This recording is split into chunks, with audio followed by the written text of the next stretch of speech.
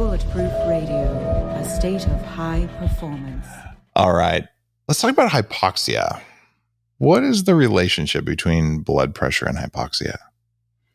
There are two issues with it. Obviously, if you have hardening of the arteries, if your blood vessels aren't expanding to allow the red blood cells through to release their oxygen, the tissue is not going to be fully oxygenated, right? And that's what hypoxia is, low oxygen.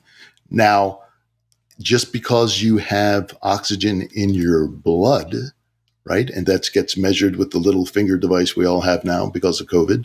Oh, can we say COVID on this show? Or do we have to say that must not be named? Yeah, it's a new dessert topping. It's okay. We were talking about that definition, not the other one. Excellent. So just because it's in your blood doesn't mean it's getting to the tissue, which is a big issue. And that's one of the big problems, I think, with all these blood pressure medications and you're talking about too. The biggest side effect for all the blood pressure medications are lightheadedness and passing out. Gee, why is that happening? That's because your brain doesn't have enough oxygen. Oxygen's kind of important for brain functioning, especially as we exit our 30s, let's say.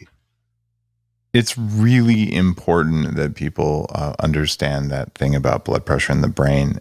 Years ago, when I was going to Wharton Business School, Ivy League kind of thing, I was about to fail out, and I went and I got one of Dr. Daniel Amen's SPECT scans right when he had first written his book, before he had the level of respect and understanding he does now.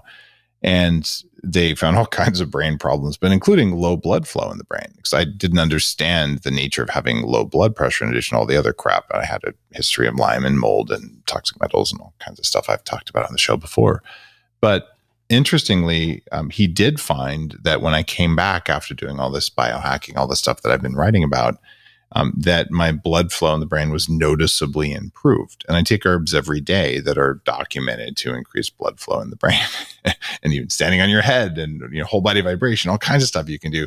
But it's about getting enough oxygen so you can have enough electrons in the brain. Because no matter how many ketones you have, no matter how many smart drugs you have, if you don't have the raw fuel, your brain won't work well.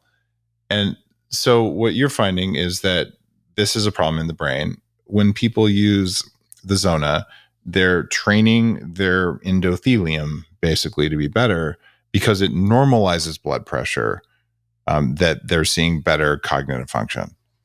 It's normal for your blood pressure to go up, to go down. It's normal for the demand of the tissue to go up and down in terms of, if your liver is dealing with mold toxicity, it's going to need more oxygen. If you're working on, studying something, your brain needs more oxygen to work. If you're working out, your muscles need more oxygen. So your body needs to be able to adapt, right? It's designed as an adaptive system. And the main signal for that adaptation in terms of getting oxygen and other nutrients, right? Talking about the ketones, the other nutrients to the individual cells, and then the toxins back out again, are these endothelial cells. And they're the sensors that open and close the valves, your blood vessels, that control how much, you don't want too much oxygen, right? That causes too much oxidative stress. And you don't want too little, because then your mitochondria aren't getting enough oxygen, and then they start creating all kinds of reactive oxygen species. So you actually start that's the start of a lot of the disease process. But it happens so subtly, so slowly, over so much period of time. That's why something like the Zona is so important. You don't need it now. Is it like now's the time? When do you start exercising, right? When do you start using your brain?